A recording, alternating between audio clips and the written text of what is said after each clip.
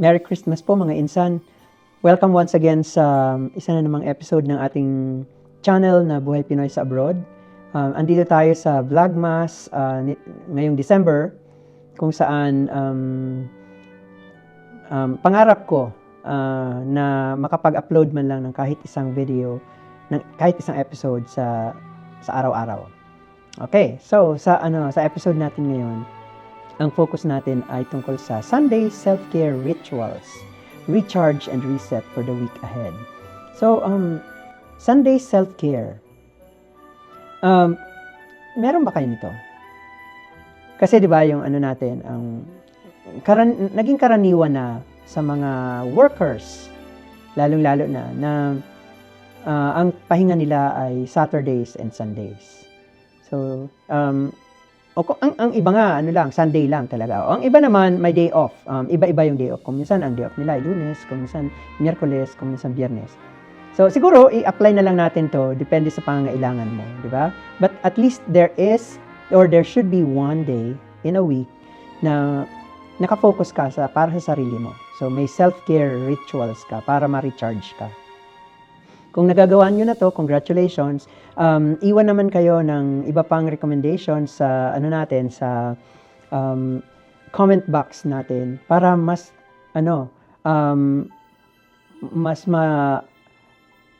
matutunan din namin yung best practices nyo. Ayun. So, ano yung mga examples ng self-care rituals na pwedeng gawin? So, mga morning rituals, gumising ng maaga. Bakit kailangang maaga ang gising? May enjoy kasi natin yung katahimikan ng umaga. At mas magkakaroon tayo ng me time bago magsimula ang araw. Hilig ko kasi na gumising ng alas 12.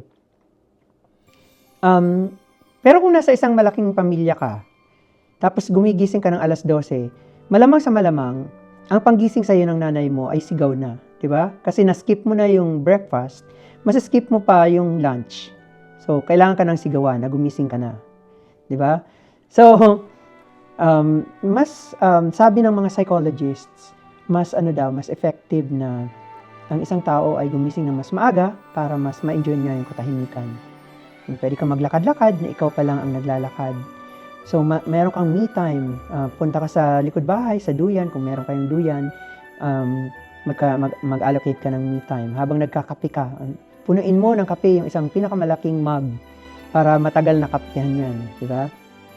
Pangalawa, mag-meditate o mag-yoga. So, para sa relaxation naman at para maging clear ang isip, ipakita yung marami na actually na mga meditation techniques at saka mga yoga techniques ngayon sa YouTube na hindi mo na kailangang mag-attend ng training o bumili ng libro, libre na yun. May mga guided meditation apps pa nga na pwede mong gawin na may sarili na siyang music, guided na yung narration, tapos may time na, kunyari 15 minutes na magme-meditate ka. So ang gagawin mo na lang talaga ay ipipikit mo yung mata mo. Pangatlo, nutritious breakfast. Ayun, i-treat mo ang sarili mo sa nutritious breakfast o kaya sa extravagant breakfast. Maraming nagluto ka ng marami. May long silog, may top silog, two silog, and so on and so forth. Para kahit papano na-redeem niya yung mga pagkukulang mo during work days na, di ba? Kapag may trabaho kasi, nagmamadali ka lagi. Gaya ko, kung minsan wala na akong time para mag-init man lang ng tubig pang kape. Kasi late na, di ba? Araw-araw nangyayari 'yon. Dadaan na lang ako sa isang convenience store para bumili ng kape. So 'yon, ipakita ang paghahanda ng healthy breakfast sa sarili. Tapos tingnan natin, mag-compare notes tayo pagdating ng panahon.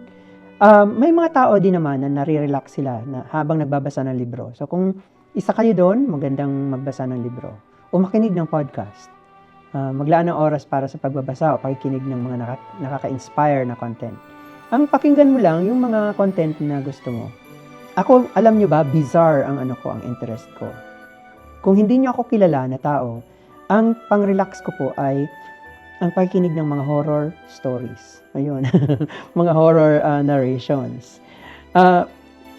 Weird kasi sabi ng iba, nakakatakot naman ang ginagawa mo. Well, nasanay na ako diyan. At least kumbaga naibabalik ko yung yung kabataan ko na yan din ang gusto ko. Yung mga kwentong aswang, kwentong mangkukulam, mambabarang, and so on and so forth. Ayun, so ano naman ang mga pwede mong gawin sa hapon? Well, maglakad-lakad sa labas. Ako, meron kaming malapit na maliit lang na park.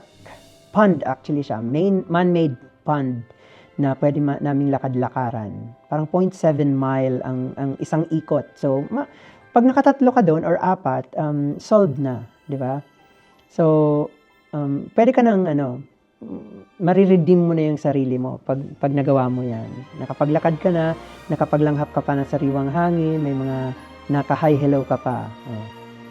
Mag-skincare. May iba namang tao na mahilig sila sa skincare. So, may routine ka ba para gawin yan? Maligo ng lukewarm water. Isa pang afternoon ritual yun. Diba? Kung hindi mo nagagawa yan on a daily basis dahil laging busy sa trabaho, at least gawin mo yan on a Sunday. O kaya day off mo. Maghanda ng masarap na hapunan. Ayun. So, mag-experiment ng mga bagong recipes na natutunan mo sa TikTok. Para kahit papano, naiiba yung yung Sunday mo. Evening rituals. Mga evening rituals naman, may mga tao na mahilig magsulat. So, nagjo-journaling sila,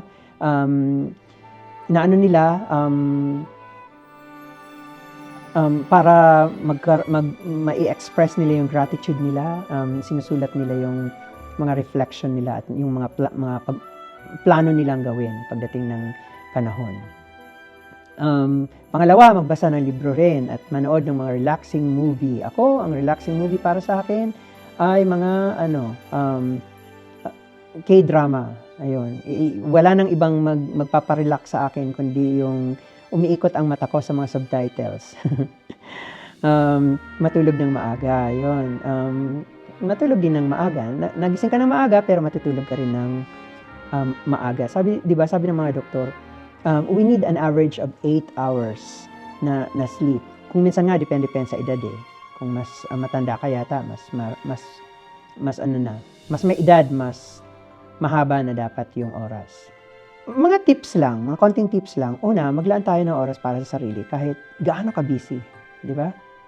Dapat may me time pa rin tayo. Kahit yung nasa sasakyan ka lang at kumakain ka ng sitsirya, at least walang nakikihingi sa'yo, walang nagbubunga nga sa'yo, me time mo na yun.